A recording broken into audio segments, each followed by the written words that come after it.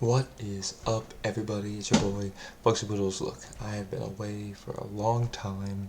I've been itching to get back and recording, and I'm itching. I'm glappy. I'm so happy. I'm glad and happy. That's glappy. I'm glappy to be here right now. Let me tell you that. Oh, let me take a breath because I can breathe now that I'm back. All right, I got this game to talk about. The Las Vegas Aces versus Seattle Storm.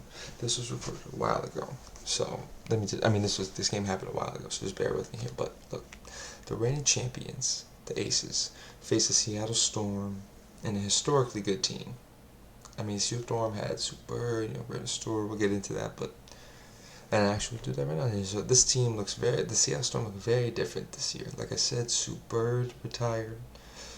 Brianna Stewart left for the Liberty in New York. Those two historic players of the Storm are not there anymore, so very different look Storm this year. But the Storm still have some good players remaining. Kia Nurse, solid player. She was apparently out, I think, with an injury.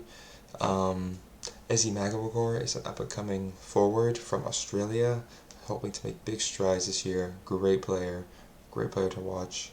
Also, Mercedes Russell and Kayla Charles are two solid people. I know bits and pieces of their game. I've been fully following, like I said before. I'm a fan, no actual real measure to my opinion or anything, but I don't know much of the game, but there seem to be very solid pieces for the Storm, and that's really all I know about the Storm right now. But they got a tough challenge today, facing Asia Wilson, Jackie Young, Kelsey Plum, Chelsea Gray, and new additions of Candace Parker and Alicia Clark, and also Kia Stokes. So they have this is another super team. I didn't realize that they were a super team, but this is a legit super team here. And if I'm speaking candidly, I think Vegas is probably the favorite to repeat the WNBA championship this year. Yeah, it's just looking at the roster. It's hard to see how they won't win it. But no Becky Hammon. The big headline of this game is no Becky Hammon for this game. I wasn't sure why, but at this point I wasn't sure why. I was hoping to learn why there was no Becky Hammon for this game. But honestly, I think Seattle is going to be not so great this year. Not, like I said, a very different team. Not the Seattle that we're used to. Also, I'm a fool. I didn't mention the star player you come to see on the Storm, is Jewel Lloyd. I think on a couple podcasts ago when I was talking about Kelsey Mitchell from the Indiana Fever, about pure scorers in the WNBA, and you can visually see it. Jewel Lloyd of the Seattle Storm is one of those players. So the Storm did lose Super and Brianna Stewart, but they kept their pure scorer in Jewel Lloyd. So she's must-watch TV as well. So yeah, she's on the Storm and played in this game, and it's apparently, so what happened was Becky Hammon violated respect in the workplace policy, so she was suspended 2 games. And that's what the overall issue was. We'll get into the details of it in a bit, but seeing Asia Wilson versus Candace Parker in the front court, that is a ridiculous matchup. Very fun to watch. And before, I was talking about how Seattle, has a different look this year. They only actually have 3 players returning from last year to this new. So there's only 3 retaining players are on this new squad. So it's a very different team than we're used to. Also, I didn't realize at the time that Jackie Young was the most improved player last year. So with that Aces roster, they have the most improved player on that roster. So again, with all those other names, very, very scary. It was fun. Super was at the game. Obviously, it makes sense. It's Seattle's first home game, home opener, one of the first games of the season. Super's got to be courtside, so she was there. Asia versus Ezzy McGregor is a great matchup. Asia is an all-around incredible player, defensively, offensively. Ezzy McGregor is a great defensive player, so seeing her against, a former MVP and everything, incredible matchup to watch. Noelle Quinn is the coach of the Storm in her 3rd season, and is two-time WNBA champion as well. So that's who's coaching the Storm. And apparently, according to the coaching staff in Seattle, there's a fluid opening at the point guard position this year for the Storm. So they're trying a few people out and see how they go. So there's no true point guard yet, since that spot is now open because of Super's retirement. So they're looking to refill Super's spot. And Tyler Marsh is acting head coach for the Aces for 2 games. So like I said, Becky Hammon was suspended. And someone had to take over, and that is Tyler Marsh. He's going to be the acting head coach for 2 games. And these are the actual exact terms of the Becky Hammon suspension. I'm reading this according to what I heard watching the game. These are the exact terms of the Hammon suspension. Violations include promises of impermissible benefits during contract extension negotiations and respect in the workplace violation related to comments made by Becky Hammon to De'Erica Hamby. Penalties include Hammon gets a 2-game suspension without pay and rescinded 2025 first-round draft pick. So those are all the terms of the Hammon suspension. I don't think, to my knowledge, something like this has ever happened in WNBA, so it's kind of a big deal. And like I said, Becky Hammon suspended these first 2 games, being replaced by Tyler Marsh as acting head coach, and the Aces will also lose a first-round pick in 2025. So those are the exact terms of what's going down with the Becky Hammon situation. But enough of that. Now we can get to the game itself. And it was a slow start to this game. I feel like a lot of the games have been a slow start, honestly, but that makes sense, because it's the beginning of the season. It was still gotta get in the flow of everything in the season, so it makes sense why it was a slow start. The Storm have four rookies on their team. Like I said before, there seems to be a lot of young new faces with this Seattle team. Horston from Seattle was a first-round pick and seems to be an exciting piece that the Storm are looking forward to seeing Horston's game and how they do. So, and then it was a close game actually at the end of the first quarter. So even the star-studded Aces team, the Storm kept it close. But shockingly, Jewel Lloyd, that pure scorer I was talking about before, was scoreless in the first quarter. And I said Seattle definitely can't win if Jewel Lloyd is not scoring the basketball. They just definitely can't do it. So. But this young team and these many new faces, Jewel Lloyd they're honestly probably going to live and die by Jewel Lloyd. So, but Candace Parker with 5 points for the Aces, first in a new uniform, pretty exciting stuff there, and then it kind of just became a 16-point lead for the Aces, and at this point, Jewel Lloyd actually just scored her first points with 5 minutes and 30 seconds left on the clock in the second quarter. So that's pretty crazy. Jewel Lloyd, the Aces had Jewel Lloyd scoreless. They knew that she was a pure scorer, have to keep her shot attempts down, so they did that. That must have been the game plan. Jordan Horston was that rookie I was talking about earlier for Seattle. She was the 9th overall pick from Tennessee, and she also just got her degree from Tennessee as well. So that's a new face in Seattle we have to keep a lookout for. And then, Jewel Lloyd kind of just picked it up at this point in the game before halftime. Jewel Lloyd has 10 points in the quarter, but the Storm are still down double digits. So against a team like the Aces, I feel like it's going to be very hard for the Storm and specifically Jewel Lloyd to carry that team that's against a powerhouse team like the Aces. So kind of not much you can do here. But my halftime thoughts, Aces seem just as good as normal, if not better, even without Becky Hammon at the helm.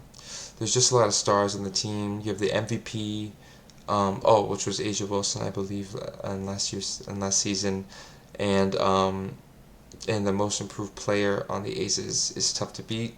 Jewel Lloyd is getting warmer with double-digit points, but Seattle can't really score without her, so that's why the Aces are blowing them out at this point. Asia Wilson almost has a double-double at halftime, 9 points and 9 rebounds. Also, something I didn't realize was missing from Seattle was Gabby Williams. She's a great player. It would be an incredible match to match up her again with Jewel Lloyd. But apparently Gabby Williams for Seattle is a restricted free agent and is playing overseas in France. She's trying to come back to play for the WNBA because apparently her French team terminated her contract. But the new rule is that if you don't play for your WNBA team on opening day, you cannot play in the WNBA season. So that's pretty crazy. So they have to figure that out and see if Gabby Williams, even though she didn't play on opening day in this game, maybe there's a way she can come back because her contract with the European team is terminated. So maybe there's a way that she can get in. But that would be a big and it's an important storyline for and it's worth noting for the Storm because she is a star player. It would be very helpful and beneficial to get her back for the Storm. So, something to note. Yeah. At this point in the third quarter, this game's a beatdown. Jackie Young has 15 points with 6 minutes left in the third.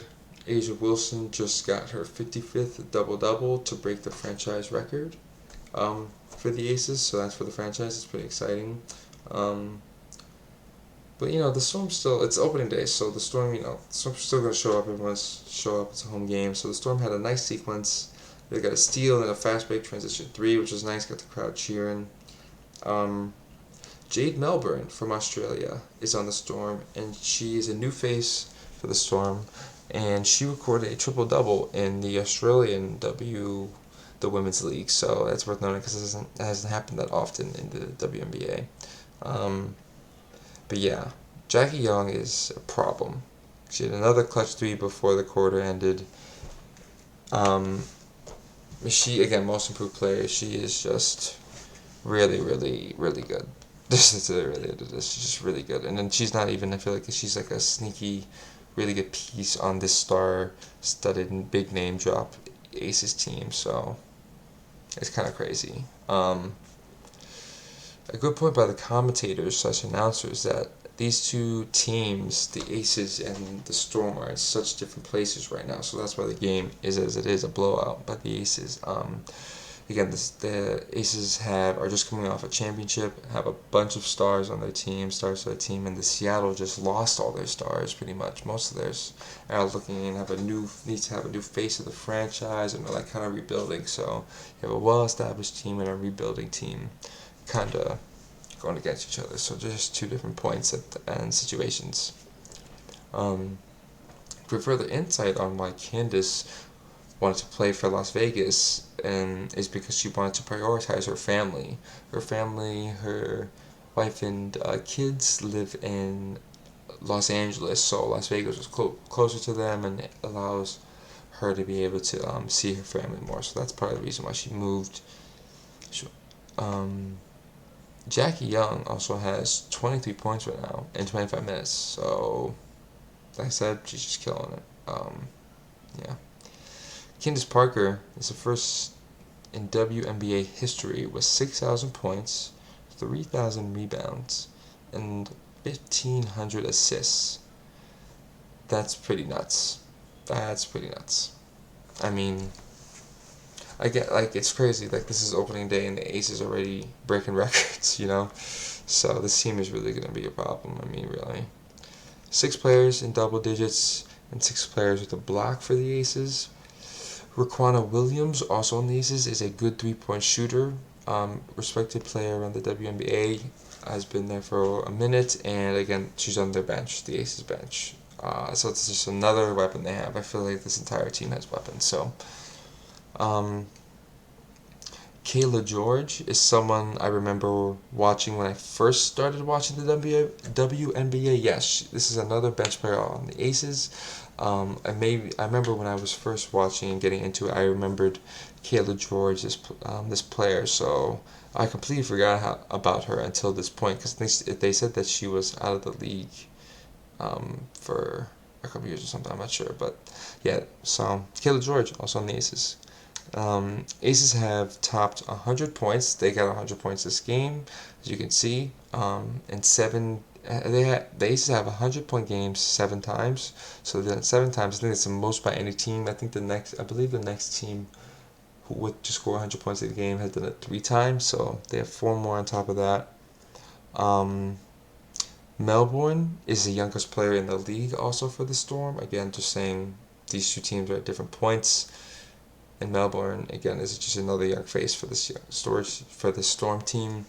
And Kayla George was nice. I know she made her first 2 shots. She had a 2-pointer, and then she had a 3, switched it. So it's good to see her back in the league. And then I think I said earlier in a couple of podcasts that I don't see how the Liberty can lose the championship. I am completely switching sides until otherwise proven at this point in time. There's no way that the Aces are losing the championship. This team is too good. And a team like I don't think the Aces lose to the Mystics like the Liberty did. Like I know, at least right now at this point, like there's just no way. I think the Aces beat the Mystics. It might be a close game, but I think the Aces win that game. Liberty don't win, and I think it's like you need a test like that to know who's legit and who's not. So I'm switching. I'm on the Aces. I think they're gonna go back to back. And like I said, I think the Aces team destroys a Liberty team right now. Like if they play today, the Aces for 30 was today's game. I think they destroy. I don't think it's even close. But congrats to the interim coach Tyler Marsh to get his first win. Got his first win today. Congrats to you. And the Aces are just too good. Seattle seems to be rebuilding. Definitely is rebuilding. But it's fun to see a new type of adventure for Seattle. So that's another fun thing about them. And 41-point win margin, which was the difference in this game, is the largest in an opening day game in WNBA history. Another record broken from these Aces. So pretty crazy. Aces are a problem. Great to be back. See you next time.